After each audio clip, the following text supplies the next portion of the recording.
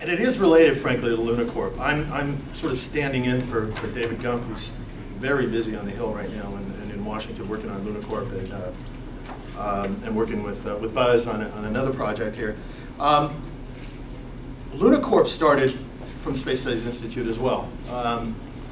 And it was Jim Dunstan and David Gump, who had attended several sessions and were hardcore SSI members, and went off and began to create this idea of a commercial mission to the moon. LUNACORP's initial, and next time I do one of these sessions, we created a videotape of the LUNACORP mission in 1989. And it's great, it's just, dun, dun, dun, dun, you know, and these men have gathered together to go to the moon, and we will land there in 1992, and your logo will be proudly displayed. And we had created mock-ups of, we had Peter Jennings with this thing over his shoulder, and we did one for every corporation we would go to. So we would go to McDonald's, and here's the lunar orbiter with the McDonald's logo on the side. Total mock-ups, and I think we did like 8 or 12 of these different company ones. We've got them all still on file. But the idea then we began to realize, well, let me back up a bit. I had left, as I said, I resigned from SSI concurrent with joining LUNACORP. And again, it was the kid leaving home, you know, the adolescence thing. SSI had done a great job of sort of very quickly bringing me up to speed on this field and getting me involved in. And SSI was very, very good at giving people opportunities to create, to lead, to feel self-confidence, that kind of thing. They did that for me. And then I ran into these guys who said, well, we're going to get the commercial with these guys. It's never going to happen the other way. And so I hooked up with Dunstan and Gump, who were fairly well along on the concept. And it was ideologically based, and sometimes that's a little unfortunate. It has caused us a couple of problems in that there was a very, very anti-government ideological foundation there.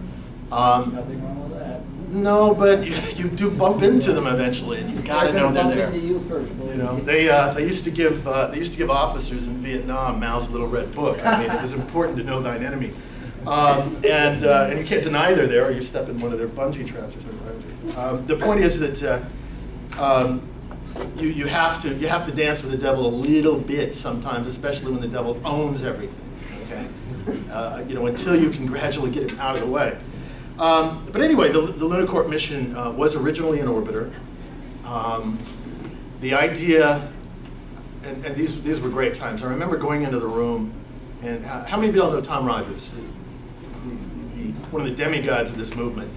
We would go into this corporate room and sit down, and Tom Rogers would walk in, this old Virginia gentleman, little wiry guy, with his white seersucker suit, the little blue stripes, and he'd sit down and he'd go, gentlemen, we're going to the moon. Yes! Right now, from this room, nothing else, we're gone. You know?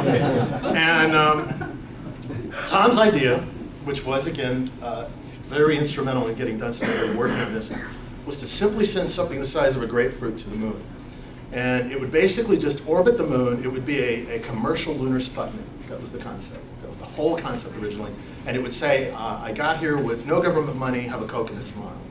You know, or whatever the sponsor wanted us to say. And it was all it was going to do originally. And we began to accrete and grow. And so then we had to hang a logo on the outside of it. And we got into this whole thing. We marketed that around, but it wasn't sexy enough. It wasn't sexy. Because after the launch, the logo disappears. The corporate logo isn't on camera anymore. So then we realized, well, what do we do about that? And we started talking about maybe having 2 of them or this type of thing. And then we said, well, okay, eventually it worked out that we got to go to the surface. It's the only way this thing is going to be sexy enough. And so we came up with the lander idea. And then the way to sell that was, well, what do we do that's sexy? Because science, at the time anyway, before some of these great discoveries, seemed fairly boring. And how do you sell that to a corporation? And so we started thinking in purely commercial terms, and the idea of having the rovers operated on the moon, which had been in sort of the background from this 88 study, came back up again and said, okay, let's do that. We hammered our way through different iterations of this, and we were trying to figure out how to make this work based on the rover technology that was out there at the time. And we were all at an SSI conference, and I want to say 89, I don't know if that's the right year, but something like that. And this big old guy shows up, former Marine, big imposing figure of a guy, and he's kind of hanging around out there. His name is Red Whitaker from Carnegie Mellon. And I mean, I'm serious. This is a guy, when I first read, the first article I ever read about Red Whitaker, he's hanging from a rope on the Matterhorn, you know. And I'm a Heinlein fan, and I said, this is a Heinlein character right here. He's got a university full of students who would impale themselves on sticks for it. You know, he's that kind of guy. Can do, we're going to do it. And I don't know if you've heard those sounds that a large electronic switch makes when it goes. You know, when you do this, and you hear the electricity shooting through. Well, about halfway through this SSI conference, Jim Dunstan and Gump and I, all three swear we heard that sound. It was just, and there's this guy, Red Whitaker, sitting down here. Well, Red had nothing to do with space at that time. He's a robotics guy. And he had, I forgot how he had shown up. I think that one of the SSI board members, Lee Valentine or somebody, was from down there in Pittsburgh, had invited him up or something. And his switch went. That was his switch going for space. And when it goes with Red Man, it goes. And we began to try and corner him all weekend. And we started this tag team thing of, okay, he's going to be at the reception. We'll edge him over here. And there was this reception at some little lodge type place there. And we edged him off. And we started talking to him. We all started hitting on him, just left, right, and center. And eventually, he was already sold. I won't fool ourselves. He was sold.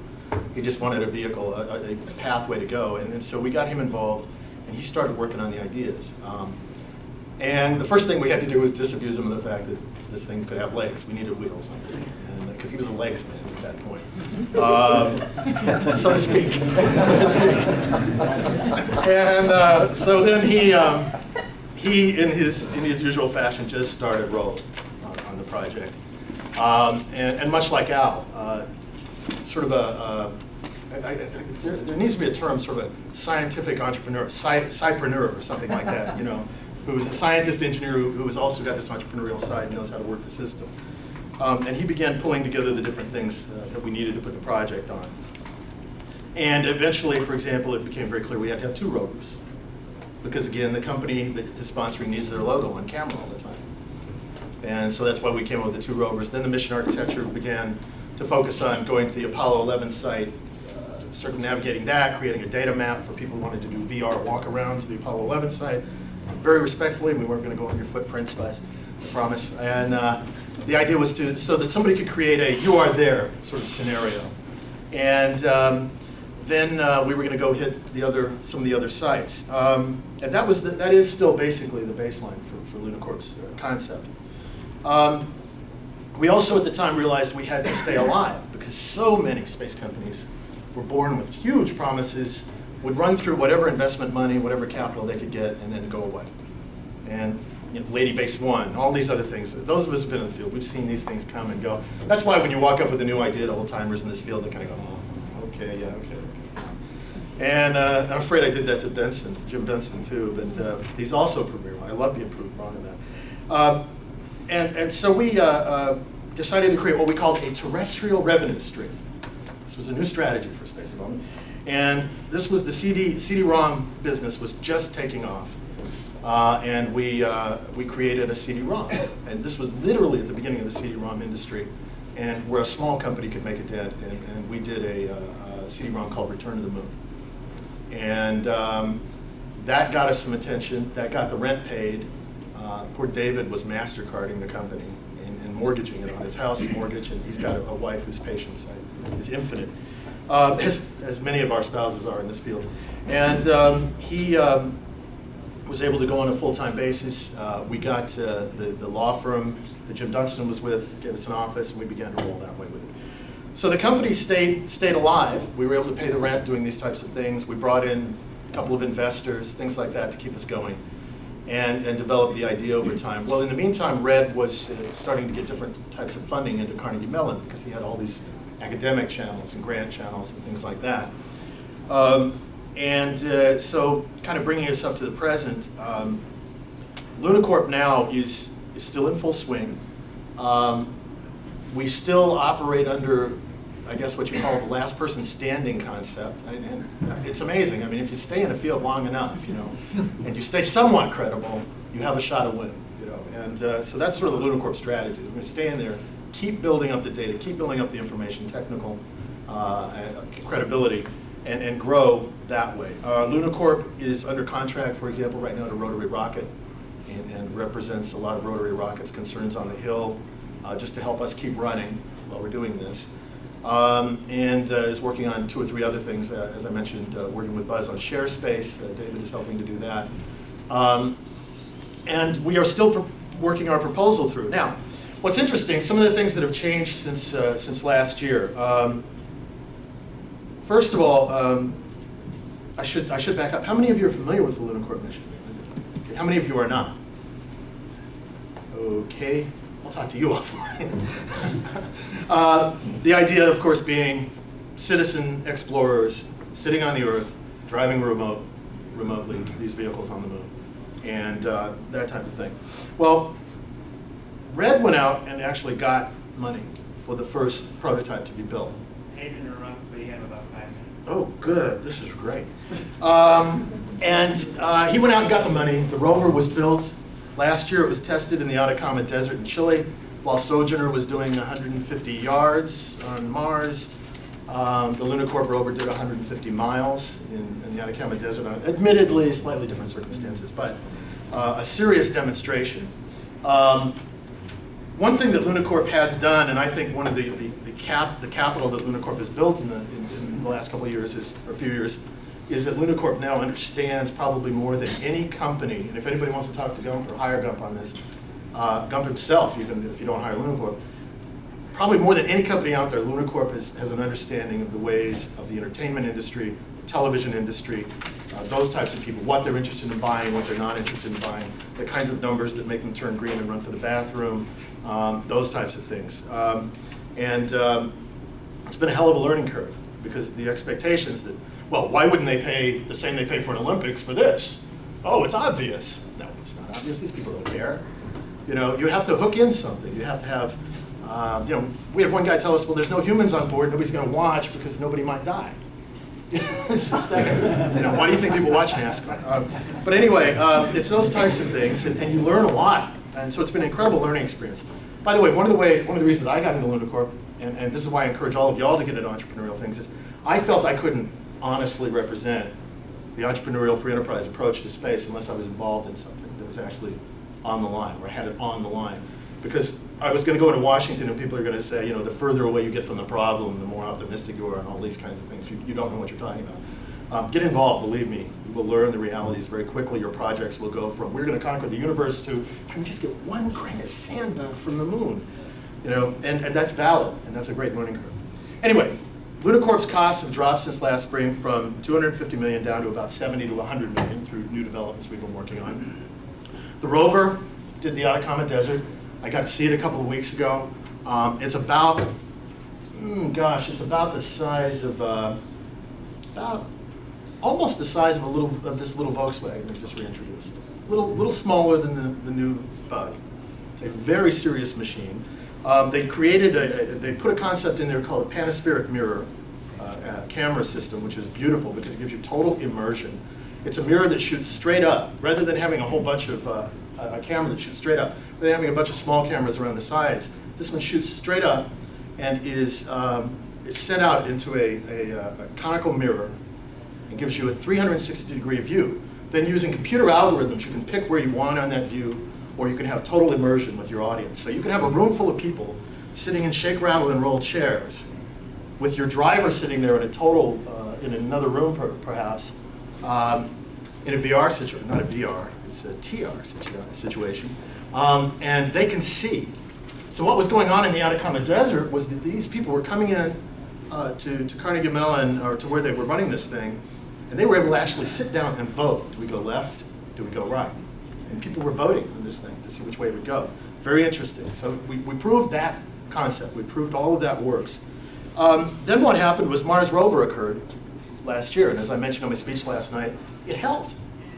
We didn't know it was going to help. We didn't think it would help, but by gosh, whereas before we couldn't get some of these corporations to talk to us, after Mars rover, because they didn't think it was sexy to have little rovers, little robots, nobody cares about that. After Mars rover showed that the public really got turned on by this stuff, we were actually getting calls back from vice presidents of networks and people like HBO and things like that that we're talking to now. The Mars rover, showed a lot of public interest. 560 million web hits. That's amazing. That is evidence that this stuff is sexy. People like this stuff. And there doesn't have to be, as they used to say, a man in the can. Then Al and the good folks that preceded him with the, I just blanked on the name. Lunar Prospector. No, the one right before you. Oh, Clementine. Clementine. These two missions began to give us the data to show that there might be ice. And so we began to tweak the mission to a secondary mission, which probably now will probably turn around to be the primary mission, which is to go look for the ice. And so there are proposals out, some of which are to NASA, to take the rover to the pole and go down there and look for ice. Now, Atacama 2 in 1999, we're going to send the rover back out. After I get my wish, which is wherein the rover rolls up the stairs of Congress. I am still fighting for that. I want to see that happen so bad, with a little free enterprise flag hanging from it, just roll right up the steps with Newt Gingrich and all these people at the top going, hey, hey, hey. We're here. The rover is also being looked at now to be used in Antarctica for the continued search for, quote unquote, I won't get into that debate, Martian meteorites. And I talked to Red about that, and the new rover has the ability to discern on its own, without human intervention, some of the basic properties of those meteorites. In other words, it's got some data sets inside of it that's going to allow it to actually do the rough categorization down before it has to be intervened with a human operator.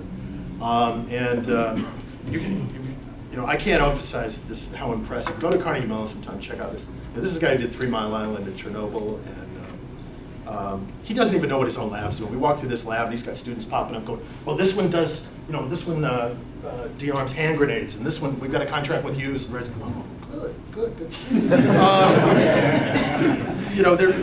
I love the synergy of the place. So anyway, we're going to be going back in in 99, hopefully to do a Mars meteorite hunt. In the meantime, we're building up corporate support, corporate credibility, the price, the negotiations. You go in and you say, well, this is $250 million mission, and you guys have to pay $75 million, and they go, well, that's our entire PR budget for the next 5 years here at the network. I'm going to put myself on the line for that. Those are the kind of questions. So what happens is you just stay on them. And you gradually iterate your information, and you gradually improve the quality of your presentations to them. You keep your line of communication going, and eventually you develop a relationship. We've had some great help from people. We've had, for example, Buzz has taken us into some wonderful places to talk to people. We are trying to work things, for example, over in the White House side to get some support for this kind of thing, to be sort of an indicator of a new era of citizens being involved in exploration and development of space. So these things are going on. Now, timeline is, I should tell you, December 1999, let me see, summer 1999. Oh, by the way, we're baselining right now on a Roton flight. Now, we also have prices for Delta and things like that, because if you go into somebody in a large corporation, and this is a lesson, I want you all to learn this lesson. Don't base an if on an if on an if on an if. You will die. They will kill you. Okay, if your project is speculative, what you need around your project is solid credibility. In other words, we go in with LUNACORP, which is an if, and then say we're going to fly on Roton, which is another if. They're over. You're out of the door. They don't want to hear about it. So we have to go in, and just to keep these people happy, so their analysts are feeling good, we go in and say, well, here's a delta cost. Now it's 5 times higher than Roton, but if it makes you feel better. We're also involved a little bit on there is a Japanese mission that's being planned to the moon by a major corporation sometime in the first couple of years of the millennium. We are involved somewhat in that, as is Carnegie Mellon, which will be doing the rover. Let me see, and I'll wrap up here real quick. In summer '99, Roton's supposed to fly its first serious flights. We also have the 30th anniversary of Apollo 11 coming up, which is a perfect time for major announcements, major sponsorships to surface. December 1999, we're going to send 2 rovers to Antarctica, working with Carnegie Mellon. January 2000, the Roton test flight is supposed to occur into Earth orbit. Spring 2000, we're going to do the polar moon rover test on Earth, the actual prototype for what we're going to send to the moon. December 2000, the polar moon rover will be sent on a 6-month autonomous mission. We don't know where that's going to be. And in the meantime, we keep hoping to build up more sponsors. You get into also a situation in these projects, and again, please learn from these things. You get into a situation which is very Hollywood-like, where they're trying to put together a movie and they've got nothing. So they go, well, we got Spielberg to produce if Bruce Willis, and then Bruce Willis is going to say yes if Spielberg says yes, and this person says yes if this person says yes. And that's kind of where we are with LUNACORP. We have a lot of companies, a lot of potential sponsors that have shown strong interest. We have letters from some major exploration societies, one of which was mentioned earlier as a potential sponsor for Lunar Prospector. There is a lot of interest there, but everybody's waiting for that first person to go. And unfortunately, we're in a time now where sometimes that first person to go, that first credibility to be built comes from, let's say, bucks from NASA or something. So we may actually take some NASA money for some data. And this is why things such as the lobbying that's going on for data purchase is important, because it enables Al's missions, it enables our missions, it enables Jim Benson's missions.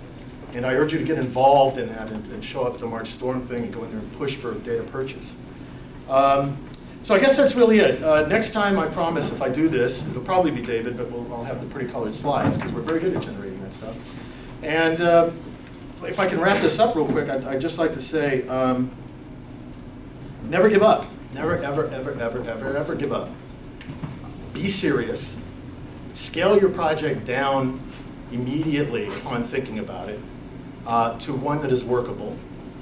And be intelligent about it. Don't, you can stay ideologically pure and die an ideological purist and broke. Or you could work into playing the system as best you can. And there's a fine line you have to walk between selling out and playing the system.